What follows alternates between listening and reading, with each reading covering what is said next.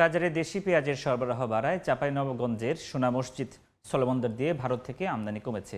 এ নিয়ে বিস্তারিত জানাতে এই মুহূর্তে সোনা মসজিদ স্থলবন্দর থেকে যুক্ত হচ্ছেন সহকর্মী জাহাঙ্গীর আলম।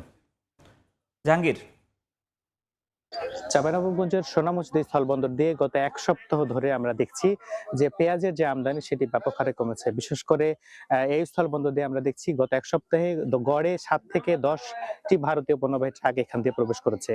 এর কারণ হিসেবে এখানকার আমদানিকারক এবং ব্যবসায়ীরা বলছেন যে দেশে যে উৎপাদিত পেঁয়াজ সেটি আসলে এই মুহূর্তে বাজারে চলে এসেছে এবং যেহেতু দামও অনেকটা কমে গেছে, যার প্রভাব পড়েছে পেঁয়াজের আমদানির কার্যক্রমেও। এই মুহূর্তে সোনা মসজিদ স্থলবন্দরেও আজকেও আমরা দেখেছি বেশ কিছু পেঁয়াজ পণ্যবাহী ট্রাক এখানে প্রবেশ করেছে এবং সেগুলো খালাসের যে কার্যক্রম সেটি হচ্ছে।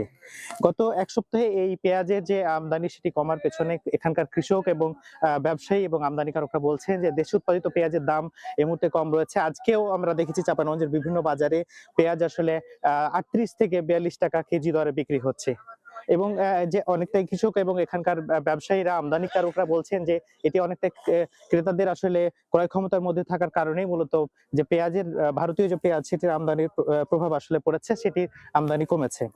এছাড়াও আমরা দেখছি সোনা মসজিদ স্থলবন্দরে গত এক সপ্তাহ ধরে পাথর, এখানকার যে প্রধান আমদানিকারক পণ্য সেটি পাথর আসলে আমদানি বেড়েছে। এক সপ্তাহ আগেও এখান দিয়ে এই স্থলবন্দর দিয়ে 160 থেকে 170টি ভারতীয় পণ্যবাহী ট্রাক প্রবেশ করলেও গত এক সপ্তাহে আমরা দেখছি 221 গড়ে আসলে 220 থেকে 230টি ভারতীয় পণ্যবাহী ট্রাক আসলে এখানে প্রবেশ করেছে।